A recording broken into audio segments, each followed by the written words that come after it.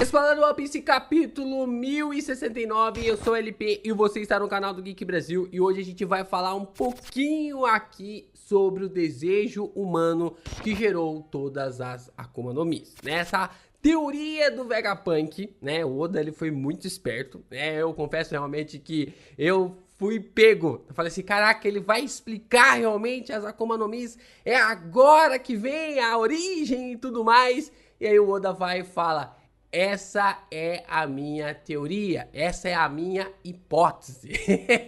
Essa é a hipótese do Vegapunk sobre a origem das Akuma no Mis, né? E como eu falei pra vocês, isso foi algo extremamente esperto, porque ele meio que tá medindo o jogo, né? Cara, na minha visão, realmente ele tá medindo o jogo pra ver como que isso vai ser aceito, como que essa resposta vai ser aceita. Mas por mais que não seja tão aceita assim, ou que seja muito aceita, pelo menos na parte do fandom que eu estou, ela está sendo bem aceita, o Oda ele vai seguir com isso mesmo, né? Já tem respostas ali de 2007, ou entrevistas ali que o próprio autor deu, dizendo que esse era o pensamento das Akuma no Mis, né? Sobre o desejo, a vontade dos seres humanos relacionado a esses poderes. E o próprio Vegapunk fala que isso está conectado diretamente à evolução humana, né? Seres humanos foram evoluindo, foram passando nessas perspectivas, mas isso levou realmente as pessoas a entenderem que elas poderiam conquistar esses poderes, poderiam conquistar essas vontades, né?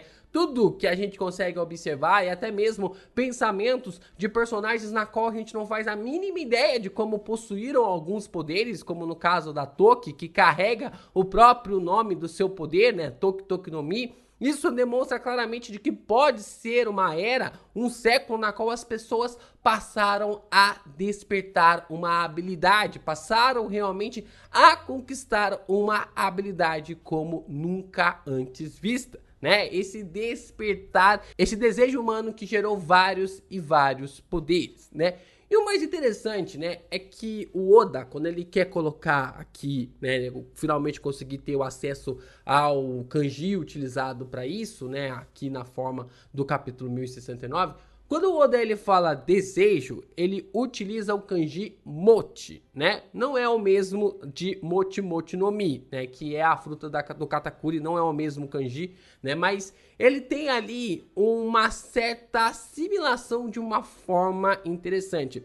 Porque originalmente quando esse kanji ele foi criado, ele é basicamente como uma pessoa olhando para cima pedindo por algo, né? Isso é a definição de desejo, né? Isso é uma definição de vontade. É uma definição realmente de que a pessoa está pedindo por algo, né? Quase como ela estivesse realmente pedindo aos céus, né? Algo ali nessa conexão. E o Oda poderia utilizar qualquer outro kanji para definir realmente essa colocação, mas ele utilizou mochi. E isso é algo interessante para ver e fortalecer ainda mais a ideia e a teoria do Vegapunk de que as frutas realmente foram criadas, né? Os poderes foram criados através dos desejos dos humanos. E aí, como a gente sabe, desde o começo de One Piece, desejo, vontade ali sempre foi uma matéria, sempre foi realmente um tema abordado desde o primeiro capítulo, né? Desde ali das primeiras aparições, dos primeiros quadros,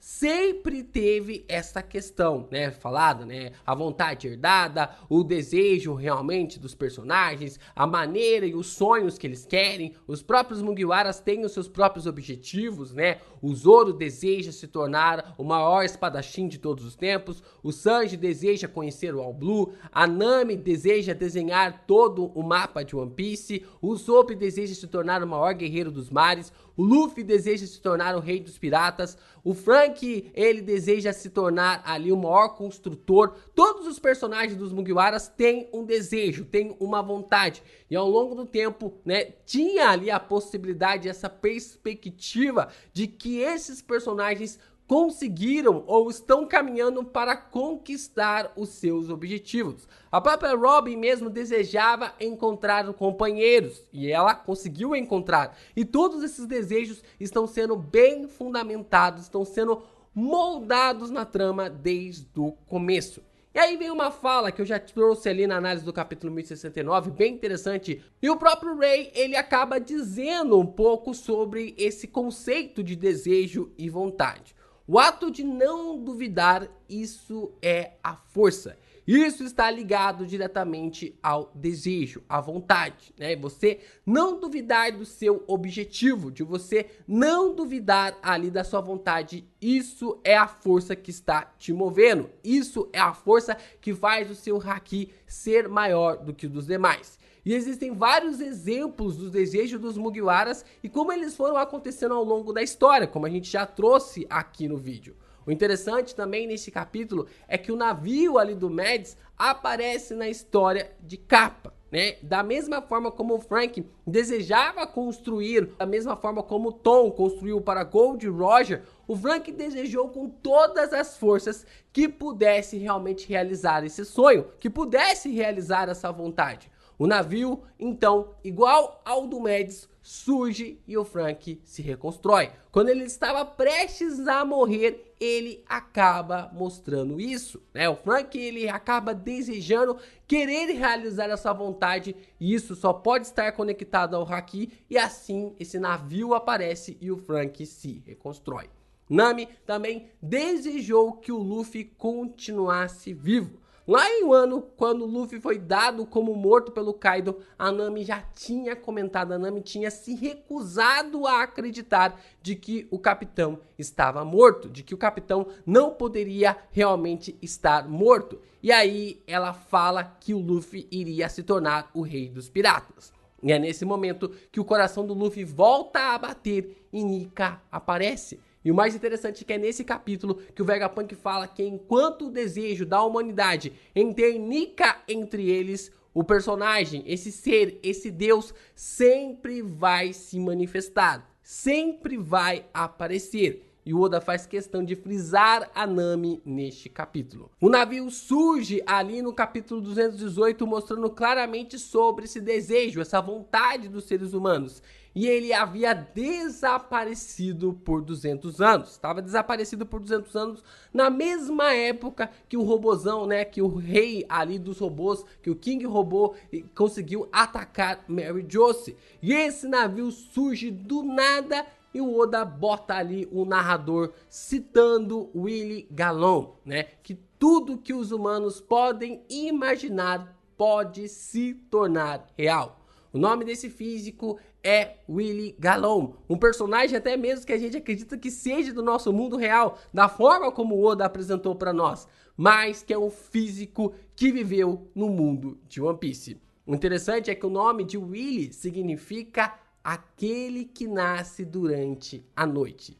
Seria Willie um físico do século perdido? Seria Willie carregando esse nome como o personagem que nasceu durante a maior noite do mundo de One Piece? E aí, meus amigos, tudo nos conecta novamente ao capítulo 100. O capítulo 100, ele é crucial para a gente entender e aceitar, por mais que você não goste da ideia de que a origem das Akuma no Mis podem estar conectadas diretamente ao desejo, à vontade do ser humano, não tem como dizer que é incoerente com a trama de One Piece. O capítulo 100, ele é fantástico por causa disso, por nos mostrar essas conexões. A fala do Dragon, o pensamento do Dragon naquela situação, ela é genial. Existem coisas que não podem ser impedidas. Uma determinação herdada, o sonho de alguém e o vai e vem das marés. Essas três coisas fundamentadas pelo Dragon que não podem ser impedidas são as conexões dadas para nós pelo Vegapunk para as Akuma no Mis. Uma determinação herdada, essa vontade, esse desejo, este sonho de alguém, um sonho realmente que a pessoa tem, e o vai e vem das marés, das eras. Essa forma realmente de como o mar rejeitou esta evolução humana. O que será esse mar? O que será essa personificação do mar? É que é a grande questão dada para nós no capítulo 1069.